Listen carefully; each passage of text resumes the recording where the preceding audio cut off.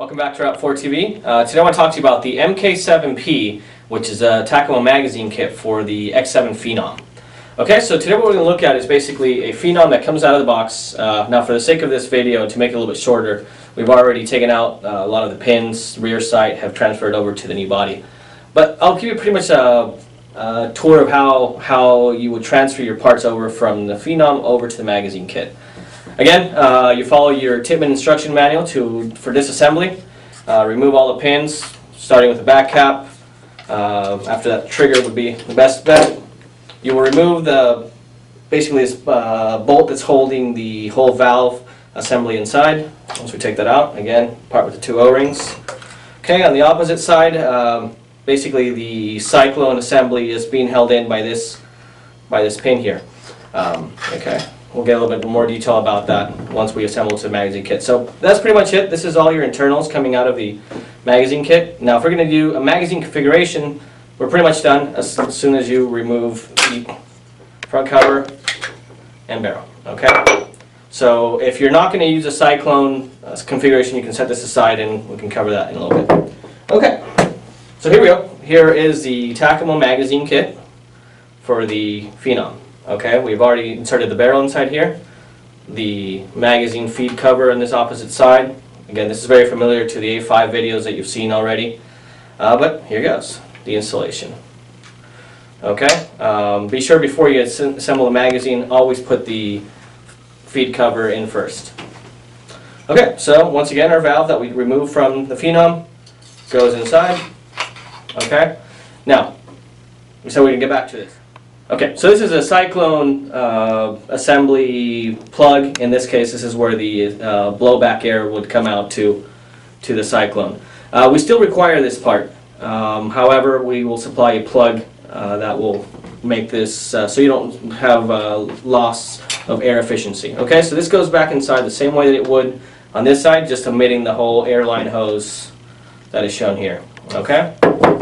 Again, the way this works, you slide that forward. Once that's in the forward position, what we pretty much do is we put the cross bolt back, and that will hold your whole magazine, your whole valve assembly basically holds it in place. Here we go, this is a little tight. There we go. So again, it's flushed with the body just as it is on the standard Tippmann. Your magazine, your trigger assembly slides in the same form. So at this point, of course, you would put in your pins to hold in place. Most likely not the back one because you still have to put on the back cover, so something like so.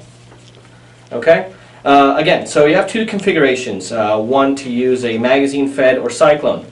So what we've done with this is basically this would be your chamber rebuilder and your cyclone attachment, which will also use your basically I don't want to say fake magazine, but the magazine that really doesn't do anything other than look like something. Okay, so this would go inside right here, and this has all the necessary locations and screw locations to attach the cyclone feed. But today we're going to look at the magazine, because after all, this is what we've been waiting for, magazine fed Phenom, so here we go. Okay, so the magazine fed, the MK7 basically comes supplied with the magazine well. Now again, we've discussed in some of the previous videos how all of these kits now will have a very easy disassembly process, so you don't have to use the screws to switch back and forth. So again, as shown in some of the previous videos, here you go. This goes into this notch right here, goes right over, and that's pretty much your assembly for your magazine fed. You put the supplied pin. Now you can use your standard Tippmann pins on this, however, it needs to be a little bit longer, so we will supply that for you. Okay, just like that. Again, let me put one of these here also so we can have a little bit more of a rigid setup. So, realistically, once you have these pins inside, you have a functioning marker that of course is not completely assembled. There you go. It clips in very nicely. There's some stuff. Okay, I'll put that in here in a second. Okay, I do want to talk to you about, if you are going to use this, you have two ways of using your included or your stock, let's call this a shroud or a little tiny handguard that the Phenom comes with. Because of the way the magazine works and basically where the feed port is, you have this extra section of rail. If you choose to use this one, which you can, you will have to cut it off. Okay, I mean there's no no way around it. It's very easy to cut off. I mean, you have a very little piece of material holding here, and it's actually perfectly on the notch. So you will have a complete Picatinny rail down here in any case. Okay, so this is necessary if you're going to use your standard one. We will include, well, not include, but we will have available to complete a better, I mean, maybe mimic more of an actual firearm. We'll have extended handguards available, different sizes. So anywhere in the 6-inch range, 9, and even up to 12-inch in the future. So if you were to use one of our system ones, well, again, you'll put the pins through, and well, that would be that. However, so you can basically use this right the first day you get it. Again, you just have to cut that little piece off right there, and here we go. So slides in just right, just like the original.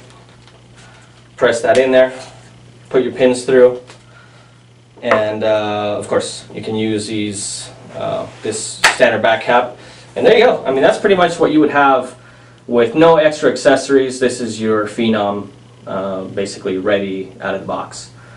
This is actually pretty cool. Nice little compact. Okay, so you're saying, I mean, you have a stock basically Phenom. This is pretty much what you have from your original one. Now, many of you already have some accessory buttstocks and barrels and so forth. So pretty much everything is, I mean, everything will fit right off the bat. Again, if you want a more complete looking marker, or for functionality in some cases, as you know, the Phenom and the X7 already have the ability to have an air through the marker. Of course, all of our magazine kit series now have that ability as well, but in this case, this is something that you're already used to.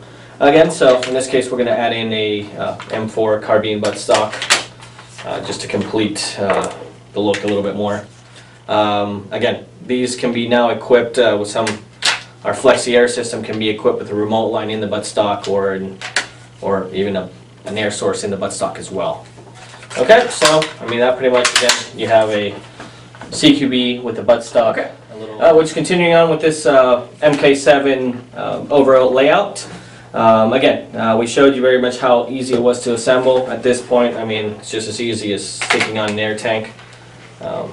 Now, standard configuration has the air tank down here, which is why, if you want a more realistic looking marker, we suggest that you go through the Flexi Airline system, or at least airline in the stock. But this right here is ready to shoot, clearly so. Goggles, of course, would be nice, but this is completely unloaded. You can check. Now, another advantage with this one is that the magazine is at your trigger finger. So for fast loading drills and so forth, it's a lot easier to take it out. I mean, that's the advantage, of course, by design of the Phenom, where the valve is placed. It allows you to do that. Okay. For some of the other magazine kits, of course, we're implementing some basically magazine release assist, so you can still get it at fingertip length. So anyway, like I said, this is ready to shoot. So I mean, this is ready. In this case, this is the mechanical version for a more economic solution, but of course, this can be full auto right off the bat.